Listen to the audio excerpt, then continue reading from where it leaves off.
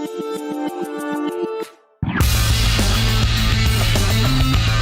up guys, I'm Jake for JacobTubeHD and welcome back to the movie I want to talk about. The show that can apparently be watched on video game consoles.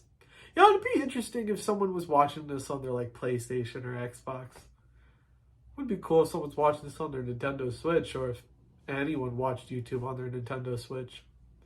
Anyway, video game movies suck. I didn't think I'd start an episode with such a bold statement, but fuck it. Video game movies are ass. Except for the Sonic movies, though. They were pretty good. I thoroughly enjoyed those movies. But besides that, they all fucking suck. So, I heard that there's a new Mario movie coming out. So, sounds interesting. I mean, it's being made by the same studio behind Despicable Me, so not starting on a good note, but let's see who they got playing Mario.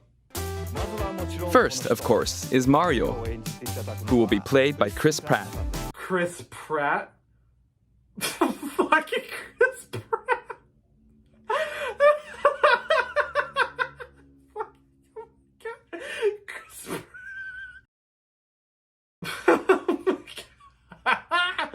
I'm sorry, it's just that Chris Pratt playing Mario is just funny to me. I mean, Charlie Day as Luigi and Jack Black as Bowser, I can see that. That makes perfect sense to me. But fucking Chris Pratt as Mario is just hilarious. But you know what? Let's not judge a book by its cover. Let's see if the film is actually any good. Damn. I gotta say, I'm very surprised by this movie. I think I need a minute to like fully digest this film.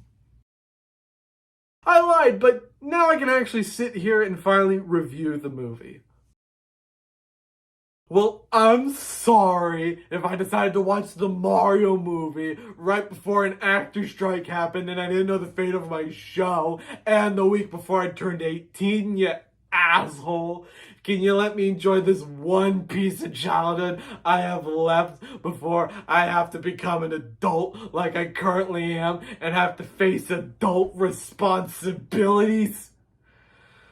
You know, let's just get to the review before another card pops up telling you that time has passed even though it actually hasn't. This is the Super Mario Bros. Movie. This film is about Mario and Luigi, two brothers who have a plumbing business together. They see on the news that the city is flooding because a pipe in the sewer bursted and think it will be a big break for their business. They find a pipe in the sewer that sucks them both and splits the brothers apart. Mario lands in the Mushroom Kingdom with Princess Peach and Toad, while Luigi lands in the Dark Lands and is held prisoner by Bowser, who wants to destroy the kingdom because he's a giant simp.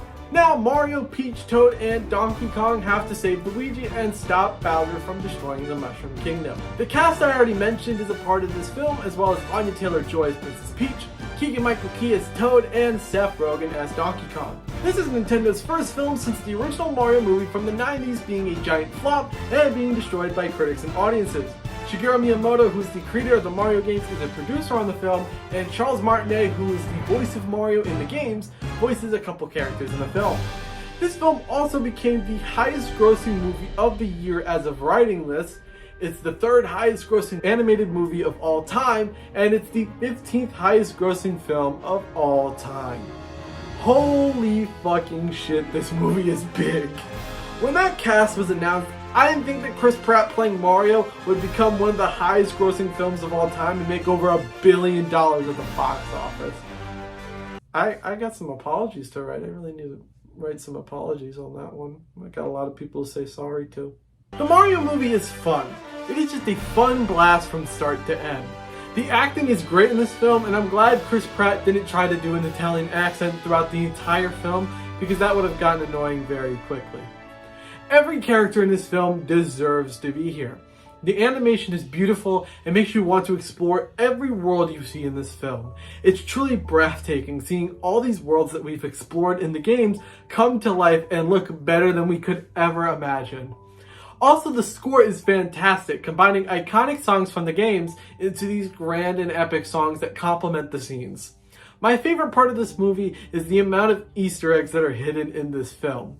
The amount of references to the games and other Nintendo properties just show how much the writers, directors, and animators love and appreciate the games and Nintendo history.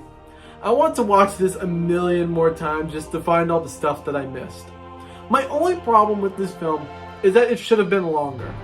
The story felt like it was going by way too quickly, and I wish we had more time to just sit and relax in the different worlds from the games. Also, if I had $1 for every time Chris Pratt was in a movie that featured the song No Sleep Till Brooklyn by the Beastie Boys, I would have $2, which isn't a lot, but it's weird that it happened twice within the same year. That's not a problem, I just wanted to point that out. This film has a quick pace, but is a fun ride from start to finish. This film gets a 4 out of 5 peaches, peaches, peaches, peaches, peaches. Alright, now that this movie was actually good, and it was a huge success, I'm thinking that we could get more Nintendo movies now. Like, I think we can get ourselves a whole Nintendo cinematic universe. Welcome to the NCU, the Cinematic and Connected Universe of Nintendo movies. We are gonna start with Phase 1. Now, you know, they already made the Mario movie, so we gotta start off there. That's where we start our cinematic universe. Then we get into Donkey Kong. We already got Seth Rogen and Donkey Kong, so that'll be our next movie. And then we gotta go back for Mario 2, because they're already making a Mario 2, so we gotta respect their wishes. And then here's the fun stuff. Here's the fun stuff that I know Nintendo has to make. They gotta make The Legend of Zelda. Everybody wants a Zelda movie. And since the Mario movie looked beautiful, the Zelda movie will look beautiful. Then, I think they gotta go for Metroid. Get Samus in there for a great time. It will be an epic space action movie. And then they gotta end Phase 1 with Super Smash Bros. Everybody will come together for Super Smash Bros. For the epic team up. And then that'll make obviously $1 billion at the box office, no question. Alright, so now we get to Phase 2, where we get some, a good amount of sequels now that we've established some movies. So let's just go in there and finish off the Mario trilogy with the Super Mario Brothers movie 3. Then, Zelda gets a sequel. Why not? Let's give Zelda a sequel. I'm thinking we turn Majora's Mask into a movie, explore some cool parts of Hyrule with Majora's Mask. Then, we get a Metroid sequel. We're going to go for Metroid 2, which will be Metroid Other M. Now, I know not a lot of people like the game, but, we can make the movie better. We can make the movie version better. And then, we got a great movie, a new property. We got Star Fox. Let's explore more of, what's outside our galaxy with Star Fox, a ragtag group of heroes. Then, we get the next big crossover movie. We get Smash Bros. Melee. Once again, the epic team-up movie of the century. Smash Bros. Melee. Yeah, I totally spelled melee right. And then, we need our good palate cleanser after the big epic movie. So that's where we introduce Kirby. That's where Kirby gets their first movie. I'm thinking, Kirby's Adventure. Kirby's gonna go on a fun adventure. And that's our Phase 2. We're gonna end Phase 2 with Kirby, because you can't go wrong with Kirby. Alright, now we're gonna pull out the big guns. As you can see, we got more lines. That means more movies if we got more lines on the chart. Alright, so first off, we're gonna start Phase 3 with Metroid 3. What do we get? What game are we turning into a movie? The Metroid game? We're gonna go for Metroid Prime. Alright, now we're gonna introduce a new character. We're gonna set this franchise up. We're gonna set it up. It's gonna be Punch Out. You can already spot Little Mac in the Mario movie. So we gotta make Punch Out. Next up, we're gonna bring back our ragtag group of space creatures.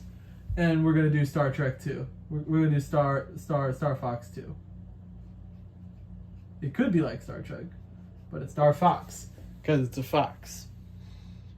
Now next up, this is a big grab. We had to get it from Paramount. You know, I think Universal can, split the rights with Paramount. It's gonna be, we're gonna get Sonic. It's gonna be a new Sonic. This is gonna be Sonic Colors. We're planning out a cool trilogy, an interesting trilogy for Sonic. Now, next film, we're gonna go a completely new tone with Zelda. We're gonna go for a completely new tone for Zelda 3. We're gonna make Wind Waker. We're gonna make it. Yeah, we're gonna make Wind Waker. Windmaker. That's gonna be our third Zelda movie. Now we're gonna introduce a new franchise. All right, we're gonna do a Splatoon movie. It's hot. It's new. And the fans have been clamoring for it. So we're gonna make Splatoon. Now, all the Nintendo characters, all these movies, plus other characters introduced in team-up films. And we're gonna make the ultimate Smash Bros movie. We're gonna make Smash Bros Brawl. Alright? And we're gonna set this up for like all the movies and all the phases. Now, we're gonna need a palate cleanser after that big event. What are we gonna do? We're gonna go back to Kirby. Alright, we're gonna go for Kirby Superstar. Okay, you know what Kirby is? A superstar. Now, this is gonna be an interesting choice, but stay with me. We're gonna need a very powerful female lead. And where do we find a powerful female lead? In Wii Fit. She's the fittest of them all. The Wii Fit trainer. Now, we're going to bring all of our characters together, even more characters, in our big conclusion. We're going to make Smash Bros. Ultimate. This will be the ultimate crossover that everybody is going to go want to see. Everyone's going to go want to see Smash Bros. Ultimate. And then we need one more palate cleanser. An epilogue of sorts. So we're going to bring back Sonic. For Sonic Lost World. He's going to explore the Lost World. And that right there is Phase 3. But we're not done yet, because there's Phase 4. Yeah, I have issues, but I deserve all of this in this exact order, okay? I deserve this for being a lifelong Nintendo guy. I deserve it for being a Nintendo guy even when it's not cool to be a Nintendo guy and you should move on to other consoles like PlayStation and Xbox, even though I don't give two damns about Call of Duty or first-person shooters. I'm sorry. That I shouldn't have been that was just pent-up aggression that's been inside of me, and I deeply apologize for that. I'm just gonna go. That was uncalled for. That was really uncalled for. Oh, wait. I almost forgot something. Elephant Mario.